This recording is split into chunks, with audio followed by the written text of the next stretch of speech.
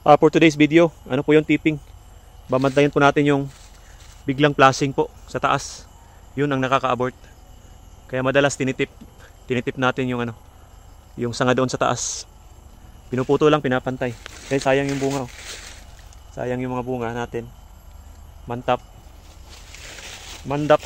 bunga ini. Yun sa taas doon. Dapat papantayin doon.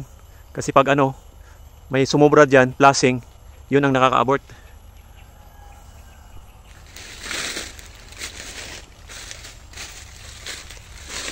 So natural thinning naman yung pag-abort. Normal lang po yan. Pero minsan dahil sa ulan, madalas umuulan, kaya laging nagpa-flashing, kaya kinukontrol natin yung dahon sa taas. Yung biglang magsushot siya sa taas. Kaya minsan namamatay yung maliliit na ganito. Kaya binabantayan din yung canopy. Binabalance din. Ayan Ayan, tinatanggal ko yung mga dahon na yan. Tipping po yan. Control lahat lang sa sa taas lang. Yung mga sobra-sobra lang. Yun ang tipping. Tipping po. So pwede rin yung hila-hila, yung high pruner. Meron ako sa bahay. Pero mas maigi ito. Ito yung mas gamay ko to. Ito yung ginagamit natin. 7-knife. 7-knife sa taas. Tinutulak lang, sinusungkit.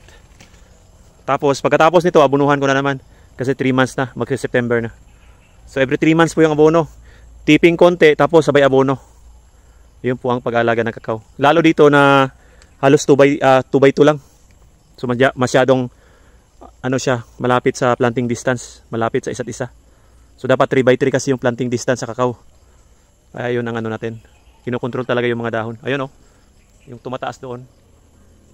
Titipingan yan.